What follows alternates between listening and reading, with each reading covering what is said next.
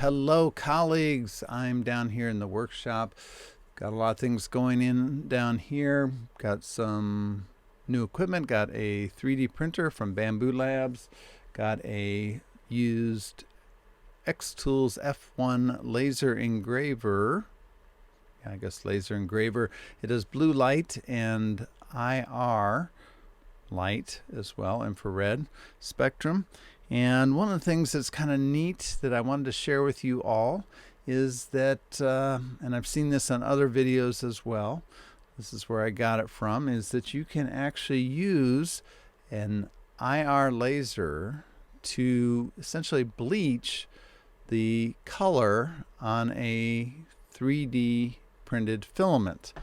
Okay, so this is 3D printed, and you can see here that 4-inch drainage PVC, the description of that is not a separate color of filament. That is just something that has been bleached, in fact. And so here's another example of putting lettering on something that was 3D printed. And let me put it underneath the document camera so you can see it, because it looks really, really good. So here you can see it under the document camera, and you can see how fine that lettering is. And you can obviously do all sorts of images and things like that. But this is actually not etching into it or not burning it. It is actually bleaching that filament. So I decided, well, this is great. I wonder if all filaments are created equal in this regard. And I, in fact, found very quickly that they were not all created equal in this regard. So I thought, what better way than to actually get the sample swatches from Bambu so that I would have those swatches and I could actually test them out. So what I did was I made a little carrier, so a little thing that I could put the swatches into that would fit nicely into the laser engraver. And then I went through and tried to do the laser engraving on all the different types of filaments. Now I have a document link below where I will show you the results. So that's a PDF format, or actually a web page format that you can look at, and you can kind of see the photos yourself for further reference if you would like to reference that and come back to it. I wanted to hit some of the highlights, some of the ones I think look really cool.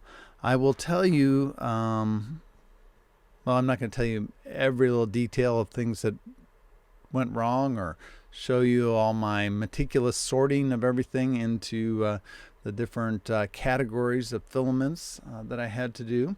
But I will tell you the blue light does not work. Okay, so I just tried this with, I got 2 of these swatch kits, and I tried it with the blue light, and it looked it was really just burning the hell out of it, and so it did not look that good. So I would just warn you, do not try the blue light. It seems like the infrared works well, and if you do try this on other filaments, just be sure to start out with very low power settings, because you don't want to start a fire.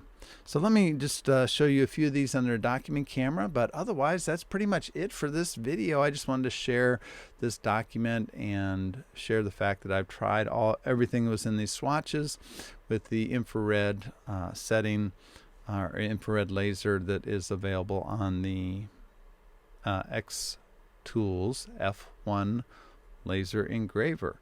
I know that Bambu just came out with a new printer that has a laser in it.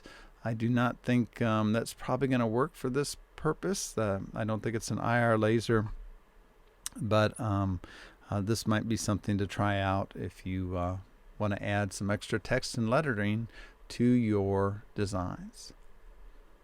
Okay, well, I'll tell you first off that the PLA, the basic PLA, worked very well, as well as the PLA matte. So you can start to see here, this is different intensities, and you can see on some of these they're actually kind of getting burnt, right? So that's not what you want. A lower intensity actually provides a better result. And so you see here, what I'm really looking for in some of these results is how consistent it is. So with this PLA basic color right here, you can see the lowest power setting provides the most consistent pattern there. The black looks really good. The green looks really good. And also this kind of off-white looks great as well. Here's the continuation. I thought this one right here looked really good, stood out well, the yellow. And then if I look at some of these other ones here, let me raise up my document camera just a little bit. This is the PLA matte. These also turned out really, really well. And I like a lot of these. Some of these just don't look as good. This kind of red here. This one down here definitely has a lot of variation.